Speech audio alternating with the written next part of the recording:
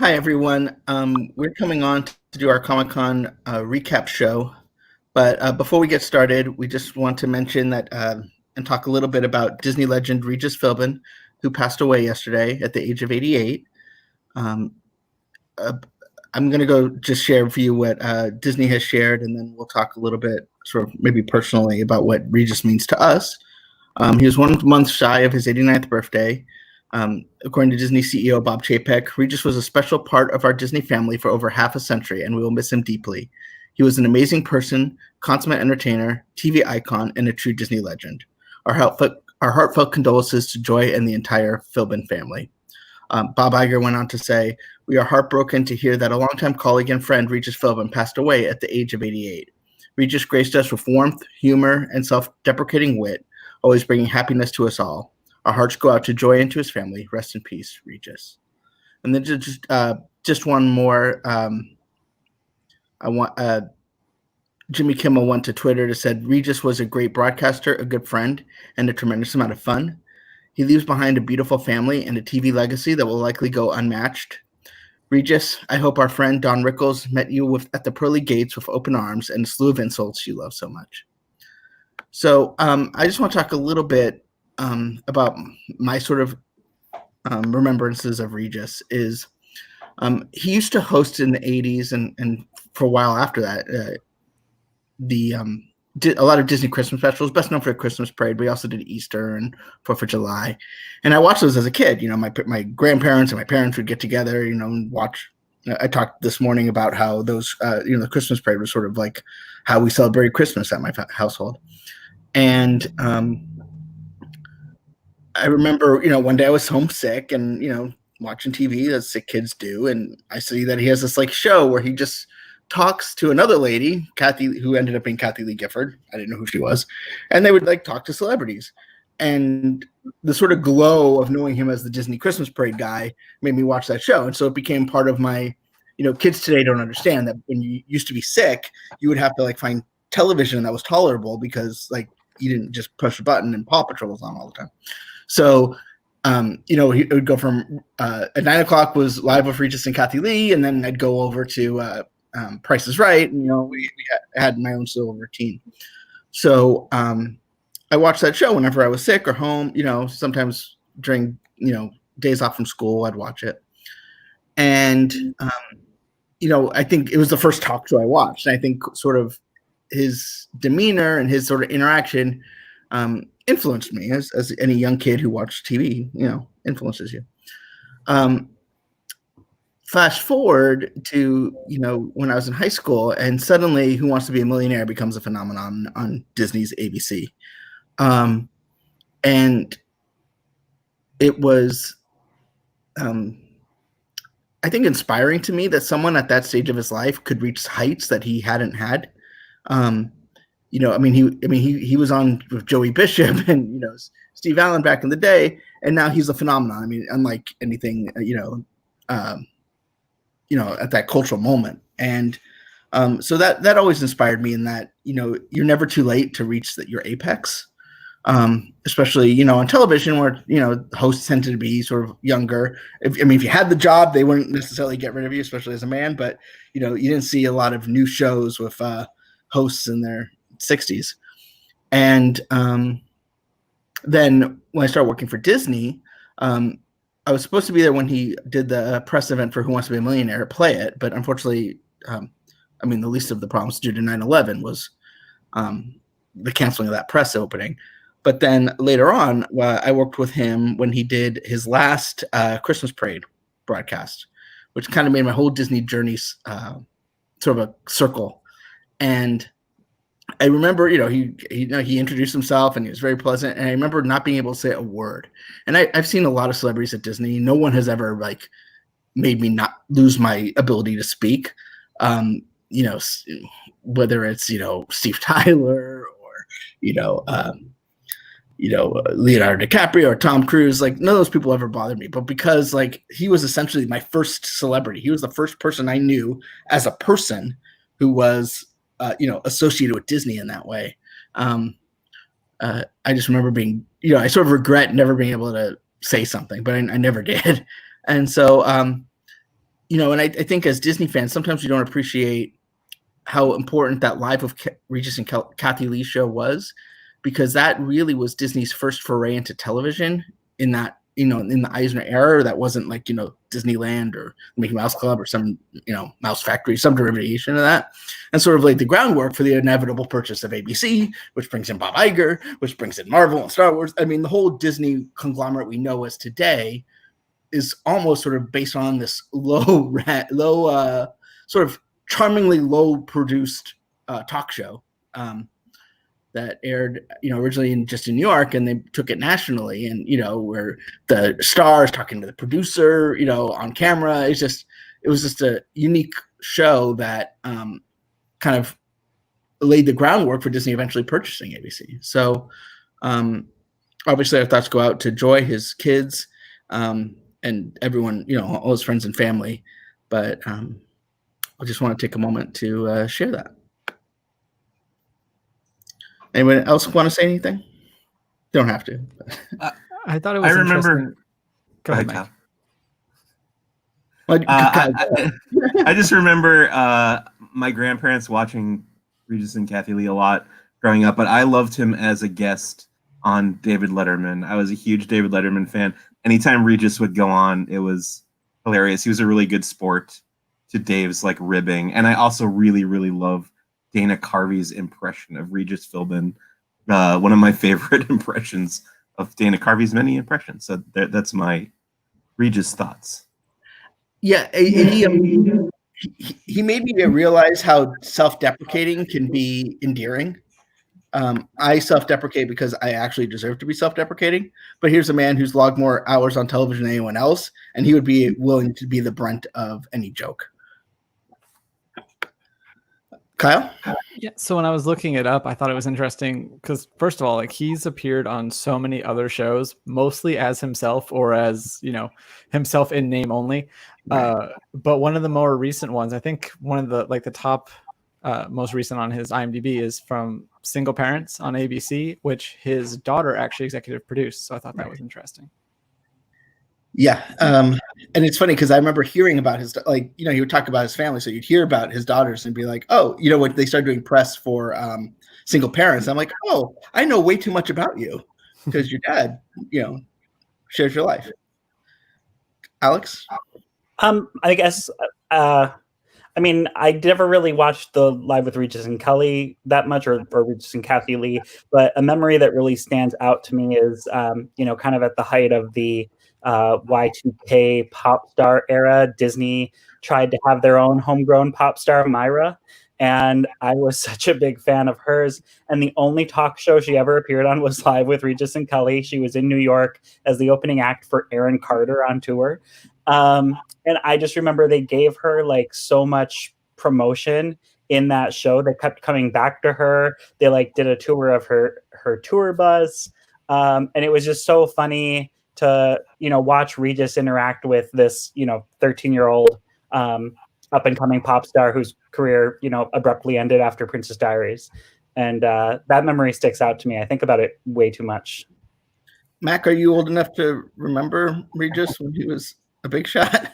I am, yeah. Who Wants to Be a Millionaire was one of my favorite shows when I was young. I know it's a weird thing to say, but it was one of the first shows that my mom and I would watch together. One of the first common interests we could really find. So, that show meant a lot to me, and yeah, Regis obviously stood out in my mind from back then. So. Okay, so once again, our thoughts go out to all of Regis's loved ones. A no debate Disney legend, and we will remember you forever, and your legacy at Disney will be a long-lasting one. So thank you, Regis.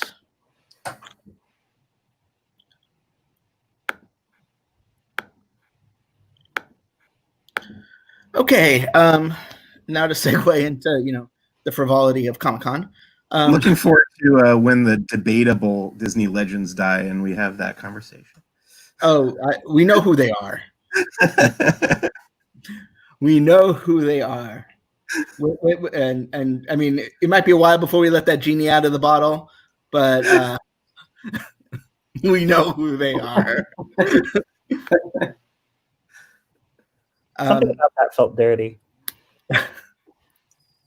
So going to Comic-Con, I'm going to start with Kyle, who covered the Stumptown panel. Now, for those of you that joined in, we used to kind of go chronologically. We got a lot to get through. We got a hard out. So I want to try and get everyone who isn't scheduled to work tomorrow off the table, and then we'll go back and let Mac talk. So we'll start with you, Kyle. Stumptown. Yeah, so Stumptown had a fun first season. It got picked up for season 2. It will return to its normal time slot at Wednesdays at 10 sometime this fall, hopefully. And that uncertainty was kind of a theme throughout. Even though there were some big teases at the end of season 1, they didn't really have anything to reveal. No, I was expecting maybe a casting for Dex's mother. Unfortunately, that didn't come. In fact, they kind of asked her, like, who would your dream cast be? And she kind of declined the question because they're actually looking at actresses to play that role now.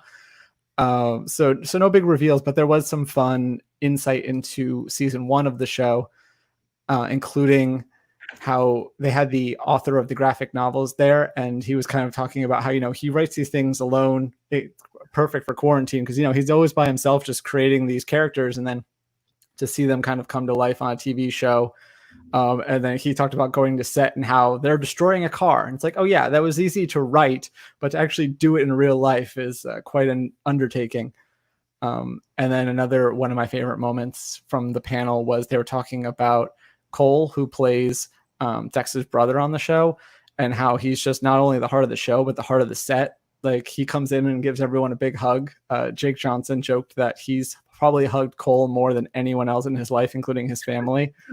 But also that Cole will, like, when he reads the script, will see what the other characters do, and he'll actually be mad at the actor a little bit, just enough to make it interesting. So he'll give Jake a big hug and then be like, I don't like what you do to Dex.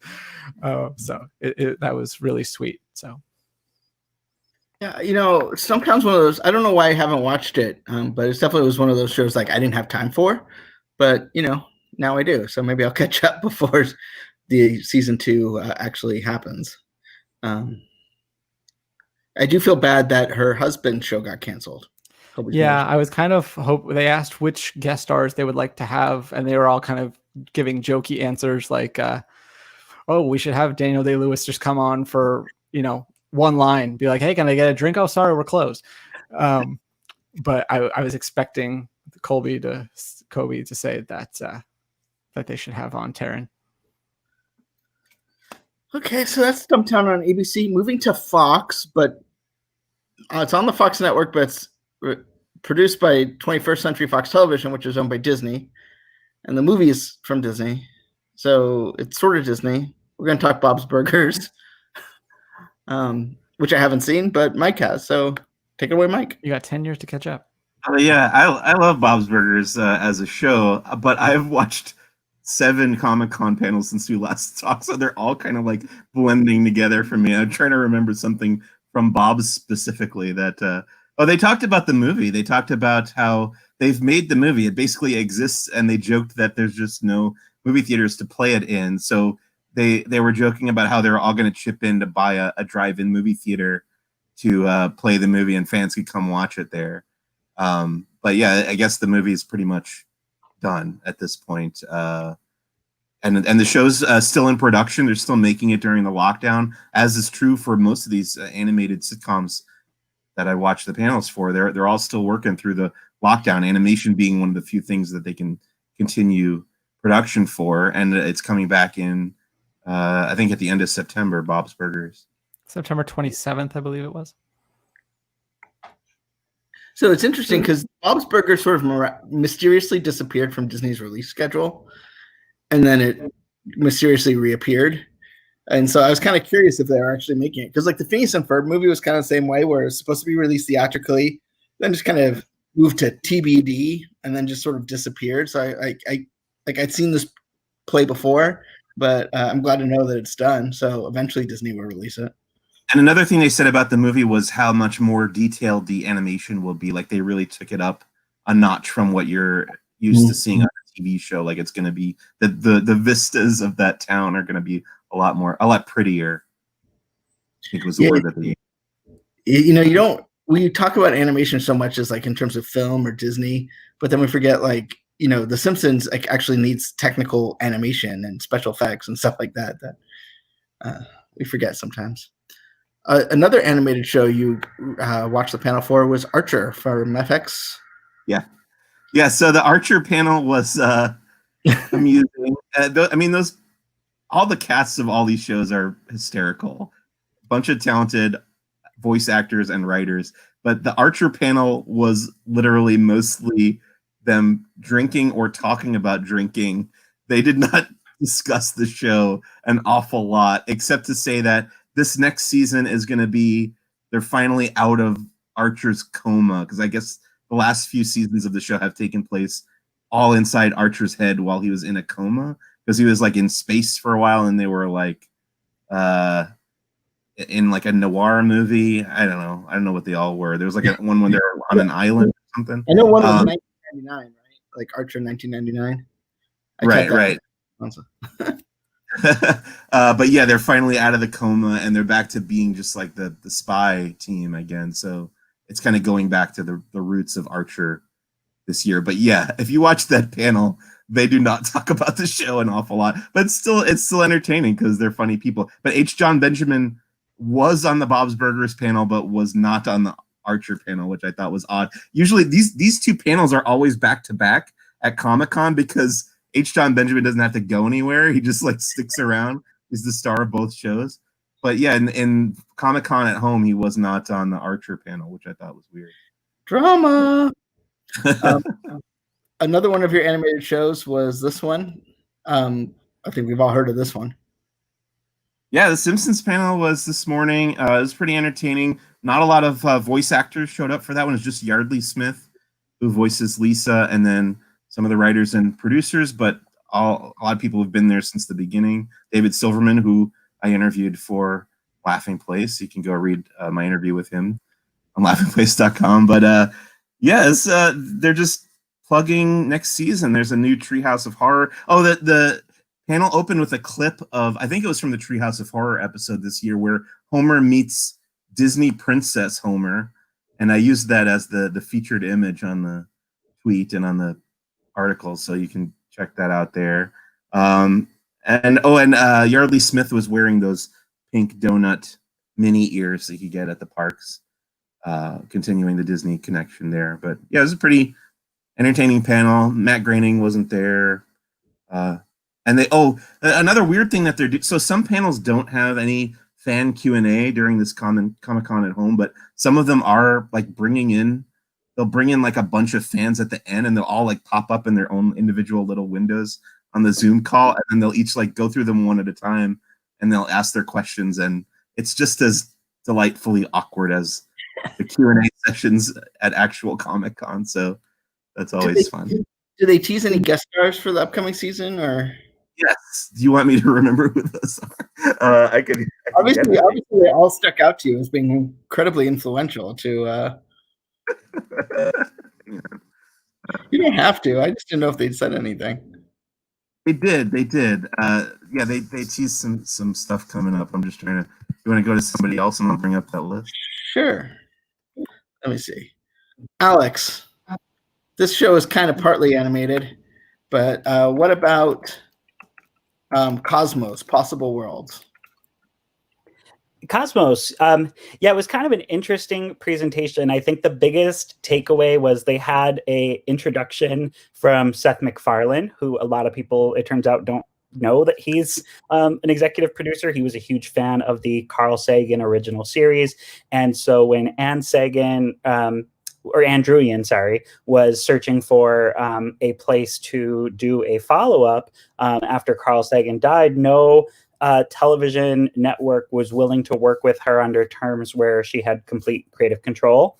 And it was Seth MacFarlane who really made that happen for the previous Cosmos series, which is now streaming on Disney Plus, the first one with Neil deGrasse Tyson.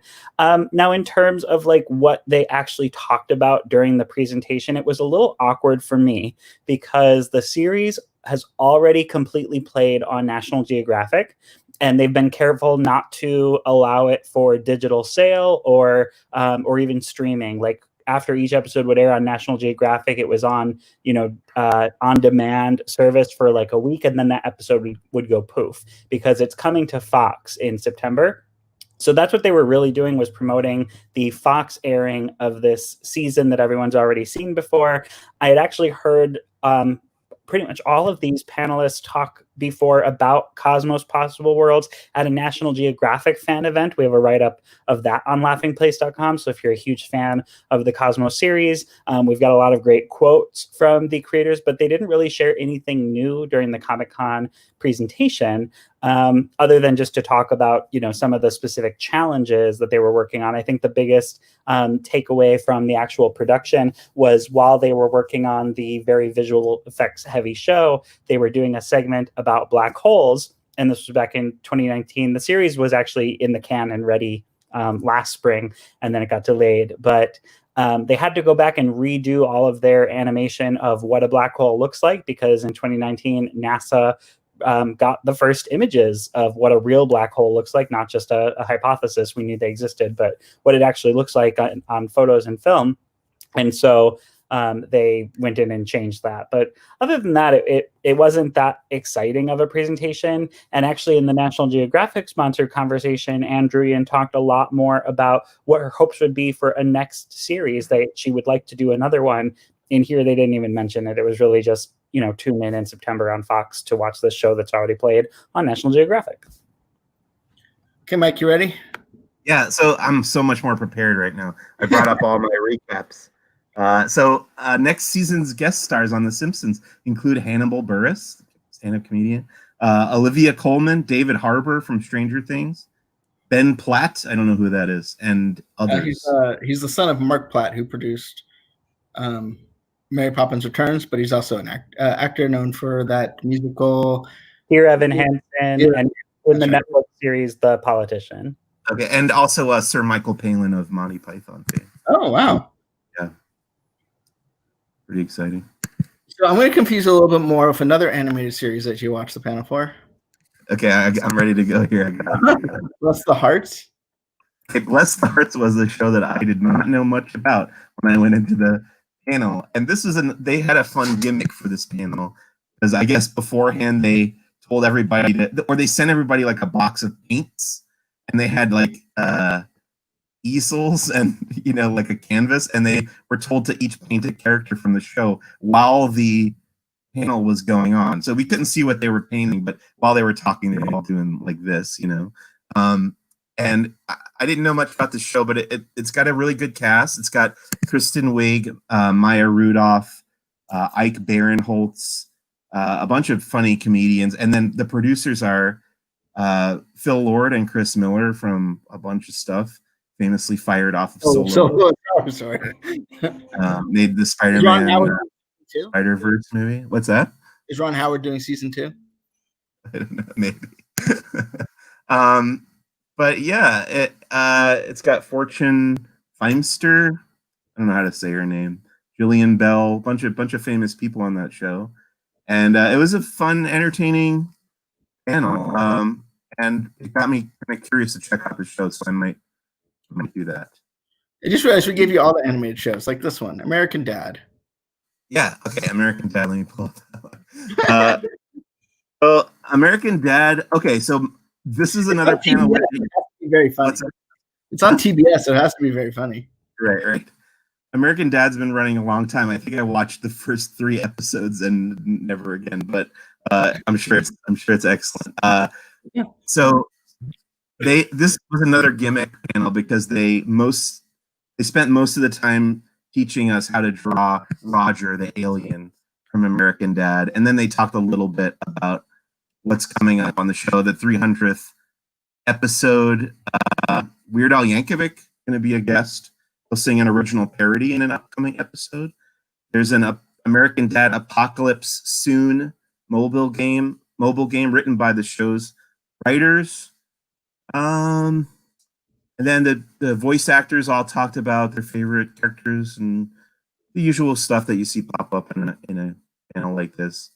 Their favorite episodes, their favorite songs from the show. Seth MacFarlane was not part of this one, but he did participate in the Family Guy one coming up. What a transition! There we go. Family Guy, another show I haven't watched in a long time, but Seth MacFarlane started off by saying he wanted you to vote. He gave a address to go register to vote. He didn't say which candidate he preferred, so that's up in the air, I guess. Is it? No. Family Guy's 19th season begins Sunday, September 27th. They've got the 350th episode is going to be the season premiere, and then Mila Kunis and Seth Green were there as part of the panel. And then he spent a lot of time doing a table read. They read the first act of an episode. It was funny though. It was a episode that I had seen. It was part of the 4th season from 2004 2005, but they had updated all the little references to be more contemporary. And as they were going through it, I was like, wait a minute, there's no way there was a Josh Gad joke in 2004.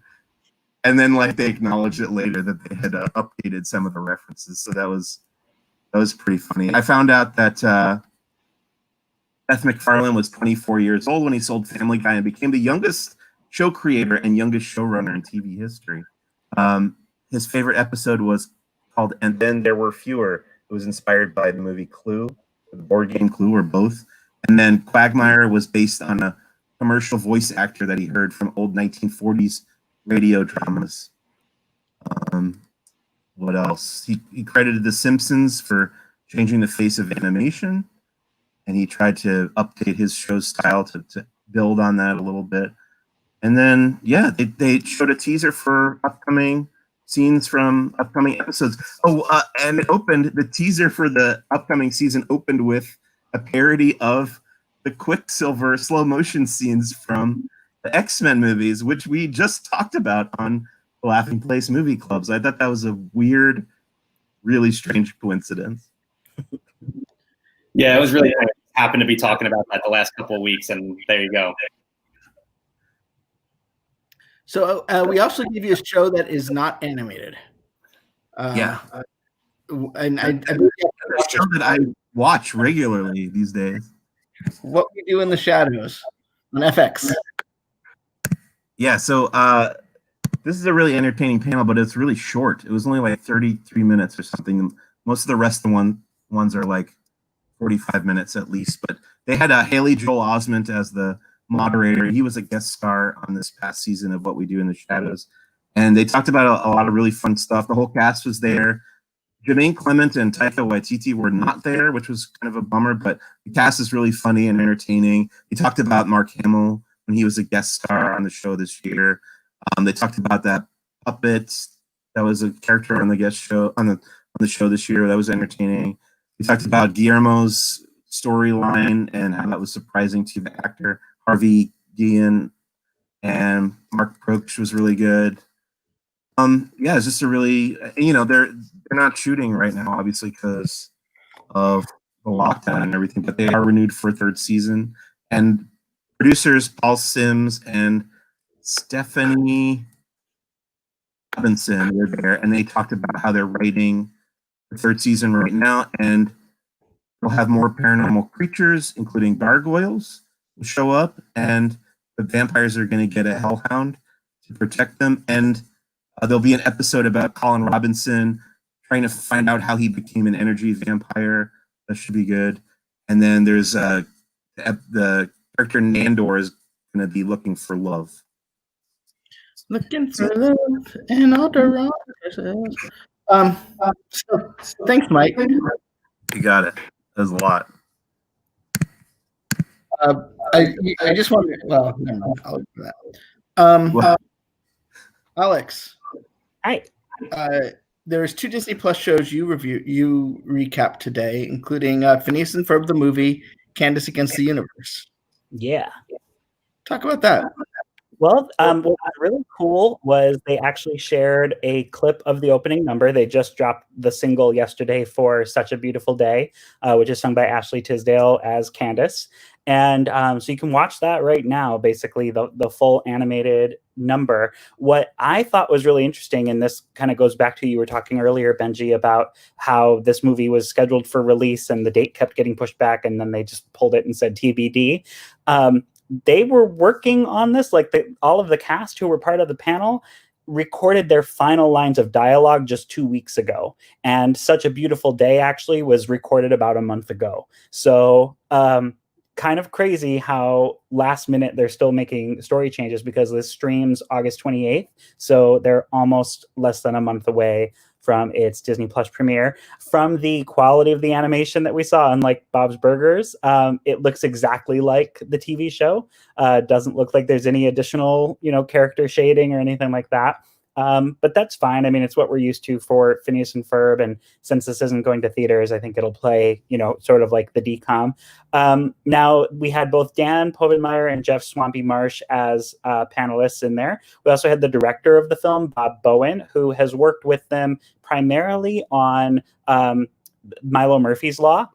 But he's also started as a director on American Dad. So there's a lot of connectivity here. And he's done some Family Guy. And then in terms of cast members, they had Ashley Tisdale, who obviously voices Candace, Vincent Martella, who voices Phineas, Malik Panchali, who's Baljeet, and Dee Bradley Baker, who's infamous for a lot of voices, but on Phineas and Ferb, he voices Perry the Platypus.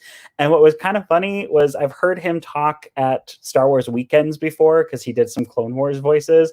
I heard him once get asked in an awkward Q&A about Perry the Platypus. And during that presentation, he confessed to having recorded the sound once, and they just reused it. So it's kind of interesting that they even pulled him back to record new grrs for the movie. They revealed some things that are, I would consider spoiler-ish territory. So if you don't want to know anything about the Phineas and Ferb Candace Saves or Against the Universe movie, you probably want to plug your ears or put this on mute for about a minute. But one of the cool things that they revealed was Dr. Doofenshmirtz actually joins the kids on their space mission. So Candace essentially gets abducted by aliens, and they wanted to really set the film apart from the series. It's supposed to take place during the same summer as all the other Phineas and Ferb events that we know of, and there's definitely over 104, so they've really crammed a lot into that summer now, plus this new story. And so Candace gets abducted, which for starters, they wanted it to really set apart from any episode they've ever done. So having it be Candace-centric was one of the ways they did that. The other thing was they set up some real emotional stakes. And they actually talked about how by the end of the film, if you don't feel something, you're kind of cold-hearted. And but that is fun. And then it sounds like Perry has to do almost like a Mrs. Doubtfire kind of shtick, because obviously he's there, Dr. Doofenshmirtz is there, he's Agent P, but the kids can't know he's Agent P, so he has to keep going back and forth between their pet platypus and Agent P while they're all on this epic space adventure. Is a musical, just like the series, and so that first song is already out, and you can watch that. It was a lot of fun. The cast really reminisced a lot about their time on the show, especially just how young they were. One of the really cool reveals was Vincent Martella, who voiced Phineas. He was actually from Florida, and he was living in Orlando or the Central Florida area when he was starting on the show. So he would actually record his dialogue from a recording studio at Walt Disney World, the same one where they would record the in-park announcements. So if you're a Phineas and Ferb fan and you've been to Disney World and you've heard, a Magic Kingdom announcement, just think that Phineas was recording his earliest lines of dialogue on that same microphone, which was pretty cool. It's interesting that you bring that up, because you brought something up where it's like a lost episode. So it's not like they had the summer and then this is an adventure after that. This is like a very cool adventure that happened. So, right. the stakes are only so high. Well, yes. I mean, you have to know that everybody in it that you care about who's in the rest of the series survives. And I thought that was interesting too, that this wasn't like the next summer after, because they've done some pretty great holiday specials which take place after that summer. So we've had Halloween specials, we've had Christmas specials, and we know that those are after that summer that all of Phineas and Ferb as we know it is contained in. So I did think that was interesting that they aren't like 1 year older in the show, in the film. Yeah, I enjoyed Milo Murphy's Law, kind of got aired at a bad time and, never really caught on. But they, they have a Phineas and Ferb crossover, and then Dr. Doofenshmirtz becomes sort of like a recurring character in season 2. Mm-hmm. And so it's that show seems to be dead, but I'm kind of hoping that if this movie does well, they can kind of go back to the Milo Murphy part of Danville and continue their adventures too. So yeah. Another Disney Plus show you talked about, this one live action, The Right Stuff. It's nothing to do with New Kids on the Block. So Right Stuff is actually from National Geographic, and I had forgotten, but this one was moved to Disney Plus just as recently as May. So originally it was a scripted series going to Nat Geo, and it is based on a book from the 70s by Tom Wolfe that's also called The Right Stuff, and it's about basically the creation of the NASA astronaut program. And it takes place in the same era as Hidden Figures. So if you're interested in that, this is kind of like that same era from a different lens. One of the things that was interesting, and they kind of led with this, so the panel was moderated by a former astronaut, Dr. Mae Jemison, and she's a Black American. And so one of her first questions out the gate, because this was a big panel, they had a lot of panelists, and pretty much all white men and white women.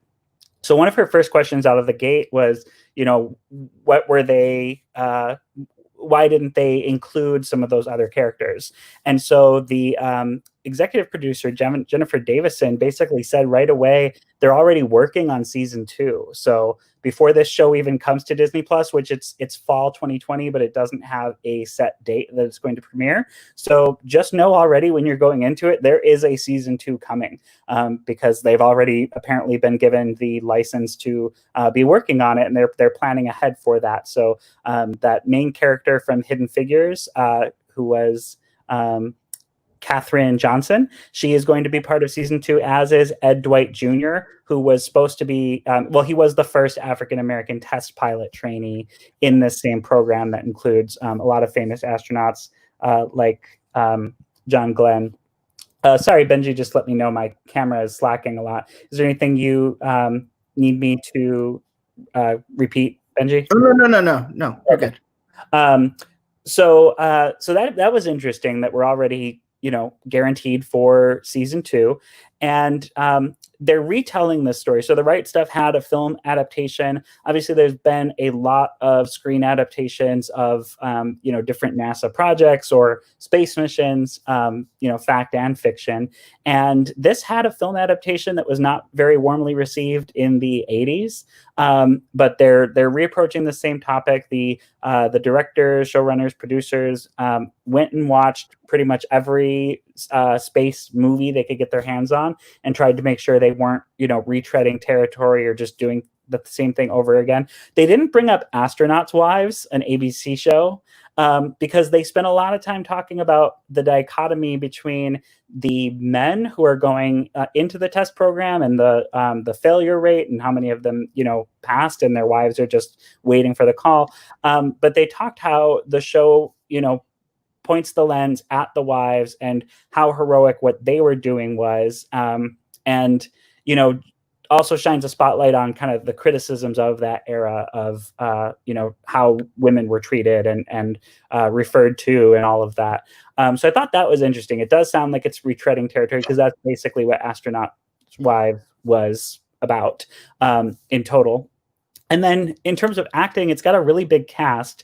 But for me, the one actor who really stood out was Colin O'Donoghue, who was Captain Hook on the Once Upon a Time series. Here he's Captain Gordon Cooper. They did release a clip, and if you watch the full presentation, which is on YouTube, at the beginning they have kind of a little sizzle package that shows more clips from the production and some behind the scenes interviews.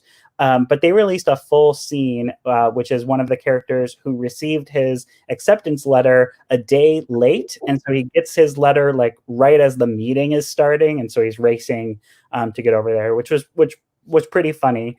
And then also one of the actors from it had a huge a vintage map of Disneyland, Patrick Fischler, who I believe was in Lost. He looked really familiar, and that's where I connected him as. So that was fun too. I included a screenshot of his Disneyland map in our coverage of The Right Stuff on Laughing Place. Yeah, so that's pretty cool. You know, I every time I see it, John Glenn spoke at my high school when I was a kid because Danny Glenn went to my high school and his grandson. So it was right before he went into space again. You know, he did that orbit when he was like, you know, really old. So I always think of like high school whenever I think of the Mercury 7. And no one cares. So Mac, we're gonna go back to yesterday, with Hulu's Helstrom. Yeah, so I mean, even just off the title, I thought that was pretty interesting. It's Hulu's Helstrom, not Marvel's Helstrom, right? So they kind of don't have any Marvel branding tied to the show, which I thought was a little bit interesting. I'm not entirely sure. They did talk about Marvel a little bit during the panel, but there's just no other ties to it really, at least in the branding. As far as like the character and the story itself is a Marvel story. They started off by giving us the first teaser, and maybe it's me looking through my Marvel goggles, but I'm excited for it. I think it looks like a pretty good show. It could also just be that I'm starved for new content, but yeah, I'm excited for it. They the showrunner, and I might butcher his name here, Paul Spichevsky. He mentioned how it is based on the Son of Satan comic series. And that's what Hellstrom's whole story is. He's the son of Marvel's Satan. And he mentioned that the show is loaded with Marvel Comics Easter eggs, which I'm always excited about. And we always talk about Agents of S.H.I.E.L.D. and how that's one of my favorite things about the series. So looking forward to seeing what pops up in the series. Then they did also give us the official release date, which was exciting. We knew it was going to be part of the Huluween lineup, so we knew it was coming in October. But now we know October 16th they will be dropping every episode of the series that day. So I'm excited to binge Hulu's Helstrom, not Marvel's Helstrom. So I want to take a quick poll of everyone here. Do you prefer dropping all episodes at once, the binge style, or do you prefer week-to-week episodes? Kyle? All at once. Alex? It really depends what it is. I feel like scripted content, I'm fine with it dropping all at once, especially if it's not that many episodes. What I don't like is how Disney Plus will drop all episodes of like a game show at once, because I feel like once I've watched a couple, like I'm going to forget to go back to it. Mike? I think I vastly prefer weekly because... I hear you. You hear me? I think Benji's frozen. Oh. Maybe. Oh, Benji's frozen. I was going to say I prefer weekly because it's... What happened? Are we losing Benji? I don't know. Just go. Okay. Yeah, weekly. That's what I was going to say. It takes the pressure off. Yeah, for me, I think it depends too on what else I have to watch. If I have a bunch of shows going on at once, then I don't want to have to binge through 8 to 10 episodes when I have other things on that I would be watching at the same time. To me, it depends if it's like a conversation. Like for Mandalorian, I liked watching it week to week, talking about it. Agents of S.H.I.E.L.D., it's on broadcast, obviously it's week to week, but like, your recaps and you kind of anticipate. That's right. With Helstrom, I understand it's like a Halloween thing, so I want to get all sort of in that period, but I was kind of looking forward to reading your weekly recaps. And now, that doesn't make a lot of sense when there's 1 week. Yesterday, you also covered Alex's favorite show, Crossing Swords. Yeah, I couldn't get Alex's name of the show out of my head the entire time I was watching it, referring to it as Crossing S Words instead. Yeah, they didn't give away a ton of information in this. We already knew that it had been renewed for a second season, so there was really no news for them to break. They were asked about what we would see in the second season, and they said, to paraphrase, we're going to play around with some knights. Not sure that's a whole lot of new information there. And then they're going to recreate a scene from Lawrence of Arabia. So that's pretty much all they gave us in that one. I will say, while this doesn't seem like a show that I would really get into, the cast is so talented and so funny. So the panel itself was very entertaining. There were a lot of laughs. Yeah, so I think that's all there is to say about that one. But what about Fox Searchlight's Antlers? Yeah, Antlers. I mean, that it feels like one of those movies that has been hyped up for quite a long time now, and obviously that's been the case with a lot of movies with all the delays. But they again didn't give a ton of information away. The final trailer was released back in, I believe it was December or January, so we're not getting any new footage from the movie. But if you're a horror fan or even somewhere in that realm close to it, this was 45 minutes of Guillermo del Toro talking about how he makes horror movies and the creatures in them. So I mean, if you're a horror fan, you definitely want to check something like that out. If for nothing else, just to see the nightmarish collection of horror things that he has behind him the entire time. And then the last thing you got today, if I'm not mistaken, was Agents of S.H.I.E.L.D. Now, this panel was a little different. It's not just because the show's ending. It wasn't a marketing panel. It was more of talking how the show interacts with the science community. Yeah, it was interesting. It's a little silly, getting these brilliant scientists on to talk about the science in a science fiction show. They mention how like Yo-Yo's powers of running incredibly fast would be impossible and would kill a human being instantly. But they do make some interesting points about, like, I can't even begin to get into the science behind it. You need somebody much smarter than me for that. But they talk about a few aspects of the show, like Inhumans and like the mutant gene and stuff like that, and how a lot of it's not that far off from reality. And I thought it was really interesting to hear their sort of input. And they all really appreciate the explanation and like the work that they put into this show in terms of the science involved. So it was really cool to see that. Well, we made it. I think that anyone cover a panel I didn't mention? I did also have the Jim Lee's X-Men.